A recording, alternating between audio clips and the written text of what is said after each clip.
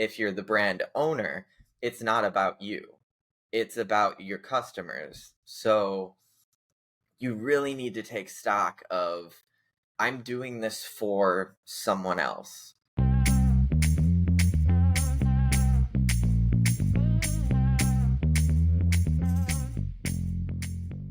Welcome to another episode of What's Working in E-commerce. I'm your host, Egan Heath from Caravan Digital. We're a digital marketing agency for direct-to-consumer e-commerce brands. We help with paid search, paid social, and email automation.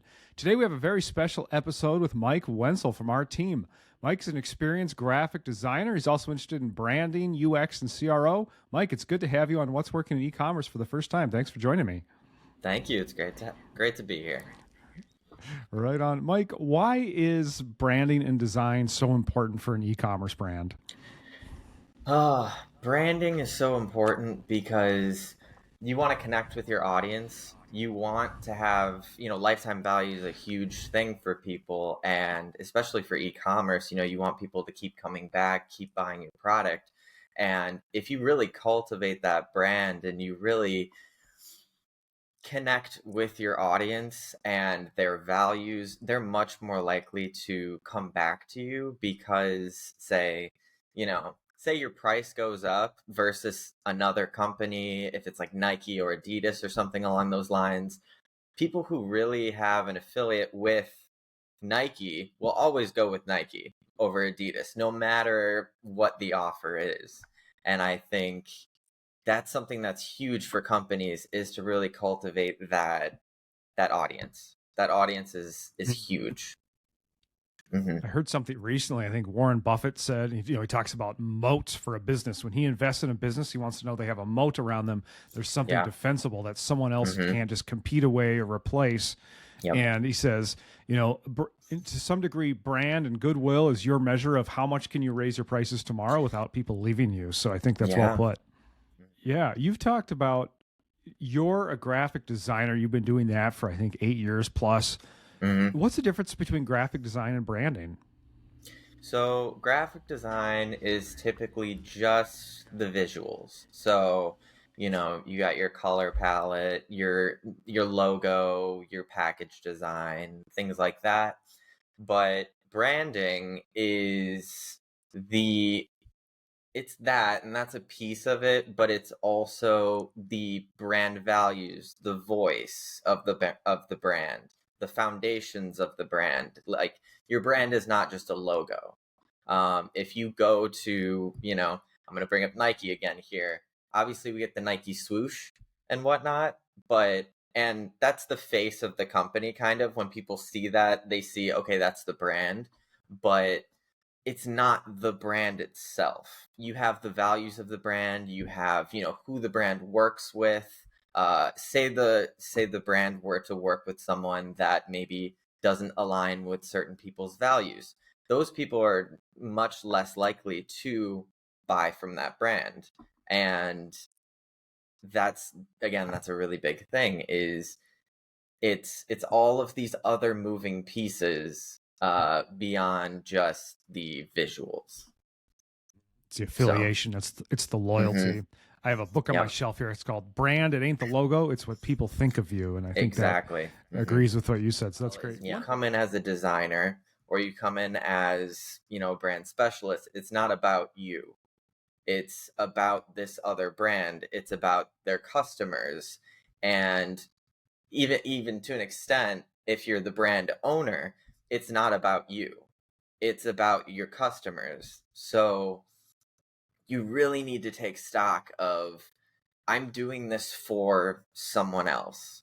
And it has nothing to do with me. My opinions don't necessarily matter because it's not about me.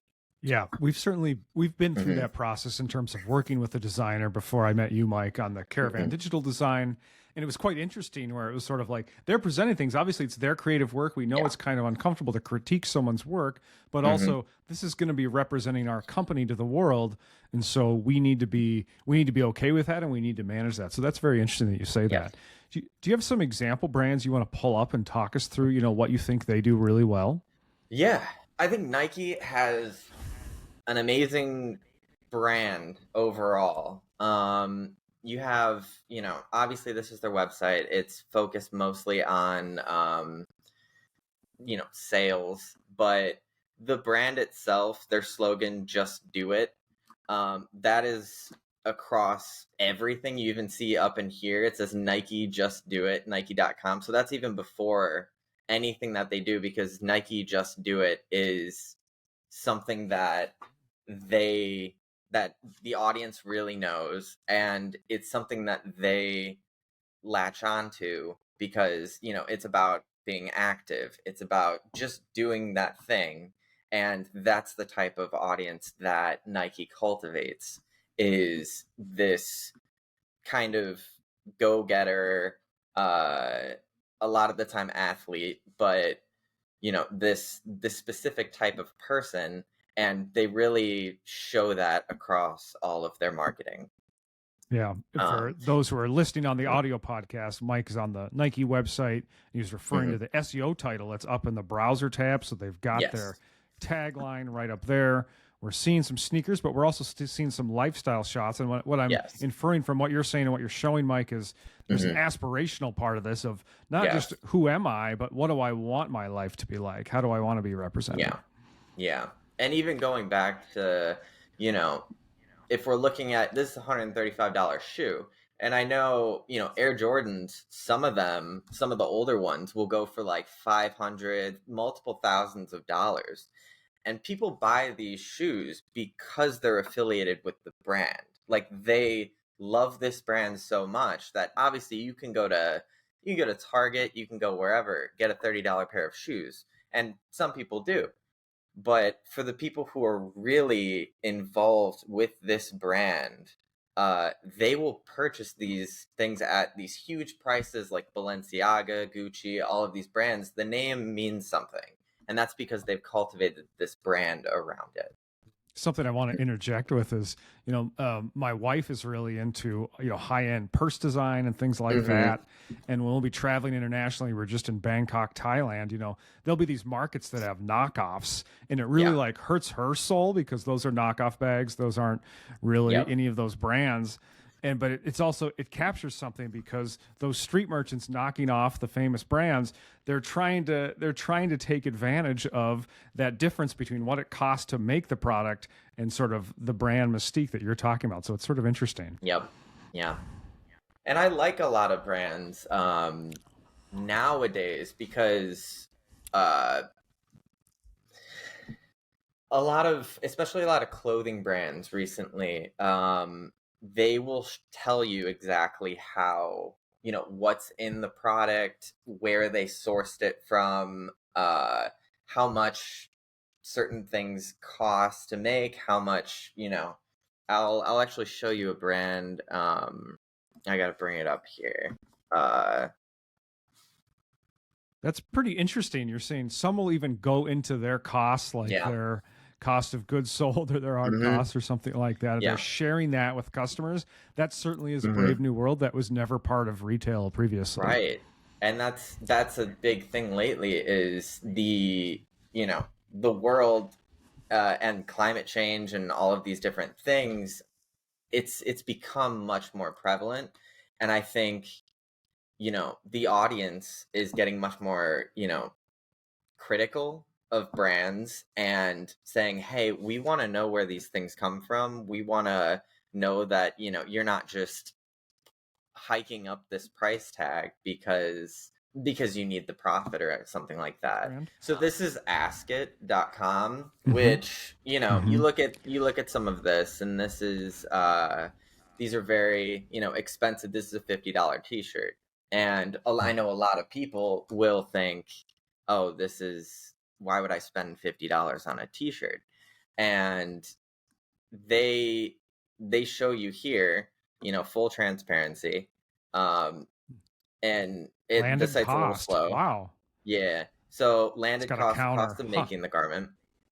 And then traceability, how much of the garment is traceable back to its origin, and how much CO2 impact it's done. And this, this brand itself is very focused around making sure that everything is transparent, but also that the impact to the environment is as reduced as possible. And that's the audience of this brand. Is they come here, they see this $50, but they also know that that $50 is going towards the cost of labor, the cost of sourcing, the cost of all these different aspects that a lot of say cheaper brands they may skimp out on because Yeah, part of the value proposition is not just the shirt. It's this is an yeah, ethical shirt. This is green yes, consumerism or what have you. So ethical that's would be pretty. the word. Yeah, yeah. Mm-hmm. Yeah, well, that's So fascinating. Thanks for showing that. I yeah, was going to ask too, Mike. Do you think that's a generational thing too? Do you think people your age and younger really I value this, really and this is do. part of how you shop? Mm-hmm. Yeah, I really do. I think it's become much more prevalent now with the environment, and every year you just see that things are getting worse, and people are again becoming much more skeptical and much more critical of these brands to cut back on these different costs and these different impacts to the environment that have kind of been overlooked lately. And I think the more time goes on, the I think the more we're going to see this. That makes a lot of sense. So incorporate the mission and how you give back and Yeah. how it's green if appropriate. That's great. So hmm you had Mrs. Myers cleaning product pulled up as Yeah, well. I mean, I've always loved Mrs. Myers, and it's, the Mm-hmm. simplest like ingredient. You can get it at Target, you can get it wherever. It's super accessible, but they also, they're like an all natural product. And I think, I'm one of those people that really again tries to stay away from these really bad chemicals for the environment. I know Sure. they're necessary for certain products, but I think for everyday household cleaning or something along those lines, Mm-hmm. it's just something that I personally will set myself in that tribe of this is what I like to do, and this company does that, and they really promote that, and I think it's something that I associate with, and I'm always going to go back to this unless obviously something goes completely wrong with the brand, but like I'm always going to come back to this brand versus say a cheaper option or a different option because it's just something that I associate with. I see. That's the idea. That's kind of So yeah, that brand premium. That's great. Well, yeah, you're talking about learning colors as a kid and things. Mike, one of the things I yeah. noticed is you have a great sense of design. I appreciate good design when I see it. I don't know how to create it. That's not hmm my skill set. So when you hmm see this, what do you see? Talk us through the design aspects of this. So I do think design is a big part of the brand, and I've never actually been on Mrs. Meyer's website because I always get it in store. You're seeing something that I'm not seeing. We're looking at the same webpage right now, Yeah, but you're thinking of all kinds of things that I'm not thinking. I want you to yeah. articulate those so we can say Okay. what are these sense of the brand. Part of what I'm seeing is it's the iconic products on the Yeah. hero image, and it's Uh-huh. sort of the kind of fun. I would call it maybe whimsical design, but I don't have words beyond that. How Yeah. would you talk about this design? Yeah. So, I mean, and that's a thing is you go to the store, you see these little illustrations on the bottles. You see that they kind of put a little bit of time into that, and that's replicated on the website itself, which that's a huge thing for branding is you want to be able to take those elements from both print to digital and in an easy simple way, and especially with logos, and a lot of this isn't thought about in a lot of people's brands, so they'll create this like very intricate logo and no additional other elements, and then they expect it to go from web to print very easily. And anytime you move anything to print, it can be a hassle, it can be an issue. I think a lot of the time they just need to simplify it, but these little brand elements here, this little animation of this cat, this snow, you know while it is holiday, it is still in the same realm as everything that you see on the bottles normally. And so when you look at it, you're like, oh, that's Mrs. Myers. That's Mrs. Myers. I know what that is. They've got like a stick figure snowman, a Yeah. stick figure cat, a stick figure lady. So it's quite fun in that respect. So I It like that is. piece, but I'm looking as an amateur here too. Yeah, and then you come down here and they push rooted in goodness. They push exactly what they're about, which cultivates that audience. It cultivates, okay, I'm going to read this, and do I believe in these things? Is this something that I associate myself with and my values? Oh, it is. Then I'm much more inclined to buy from this brand. Versus if you didn't have any of your values on the website and you're just kind of trying to sell something, people are like, okay, that's cool, and maybe I'll buy it once or something like that. But I didn't associate myself with the brand, and I didn't really feel like I was part of something. Little icons here. It says garden inspired Yes. scents, cruelty free formula, Yes. made with essential oils, recyclable packaging. So for people listening, like those are all things where they're sort of aligning. We're making the person feel good as though they're doing good by purchasing the product, right? Yeah. Yeah. And I think again, that's a big thing, is just aligning your values with your customers, or aligning your customer values with yours. Yeah, that's great. I know you like the future, and you kind of wanted to show us what's great about their brand. You want to talk us through that one? Yeah, so the future is where I've learned a lot of branding, design. They have business skills, but their main thing is that they want to teach people design. They want to teach freelance designers or to design businesses how to do this, because there's really no guideline for it. And a lot of, if you go to school or something, it does cost a lot of money. Their content here is much more digestible, and they have a ton of YouTube clips where they'll give you free advice, because they're passionate about teaching. They're passionate about this thing that they want to. If we're on the homepage right now, and if we look at the mission statement on the homepage, it says our mission to help 1 billion people make a living doing what they love without losing their soul. Or like a private art school minus the crippling debt. So that's something that I love about this brand, is they just want to help. They want to help you. They want to give you the content. They know what they're worth. So if you do go to the courses, these courses are not like $5 or something along those lines, because they know that the value that they provide to you will be worth 10, 50, 100 times the amount that you're paying for it. But it's an investment. It's your education, and they know that. I'm curious about the design piece of it. It's quite simple. It's black and white and simple text. And I know that's kind of been, if we'll say, chic for a while, of some sort of minimalist sort of design sensibility. Is that fair to say? Yeah. And that's something that they've gone through with themselves, created a style guide, which is essentially a document that shows that anyone who comes into the company later, they can follow these guidelines and nothing should change. So nothing visually should change. And they're able to easily follow it step by step to recreate whatever aspects of the company they can. Great. Yeah, this is a great looking site. I love this. Anything else to call out in the branding or the design? I really like this aspect of it. So, we have the shop, and you can go into these different resources, but they also have free items as well. So I think the main thing for them is education.